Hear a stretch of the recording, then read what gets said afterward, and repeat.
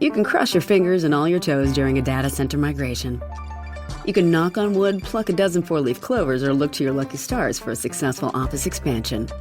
You could hold your breath, shut your eyes, and say all the well wishes to help avoid cyber attacks. But none of that truly helps you. Because Next Level Moments need the Next Level Network, with the security, reliability, and expertise to take your business further. AT&T Business, the network more businesses are choosing. Hi, I'm Daniel Hill, and welcome to my Instagram Stories Flash Briefing. You can find me on Instagram at Daniel Hill Media. Washington Square News had a really good article about a class that's being offered at NYU. Real-world classes give students the opportunity to show their projects to companies like Instagram and Facebook. Now, this is a course called Instagram Real World, and NYU is offering it in their School of Professional Studies. I was very interested in taking this class when I first saw it announced about a year ago or so, but unfortunately, not being an NYU student, I don't qualify. I was thinking about applying to become an NYU student just to qualify for this, but it seemed like a lot of legwork and not really a good fit for my particular time frame. However, this Instagram class is designed to give students the opportunity to interact with Instagram company executives and determine how to improve IGTV, the vertical video platform that was introduced by Instagram last June. This class is designed for students who may not thrive in typical education settings. The Instagram class seeks to help students develop skills that are not only personal, but practical for the future. What was interesting about this class is that it gave them the opportunity to work on a different set of skills that they might not ordinarily work on. However, I think these skills will be very key for them actually getting jobs in the future.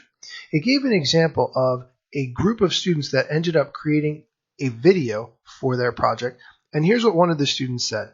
The course helped me realize how much I enjoyed the storytelling aspect of film. After the course, I accepted a position working on a documentary for a production company. I think that's a really good example of a student taking the time to work on a particular aspect of their skills that will be useful in this economy going forward, but more importantly, is something that they have an interest in doing and want to do as part of their everyday job. Have you ever taken a class like this? Would you take a class like this? I'd love to hear your feedback. Send me a direct message at Daniel Hill Media. And now on to the question of the day. How can I automate things on Instagram? There are two ways that you can automate your content.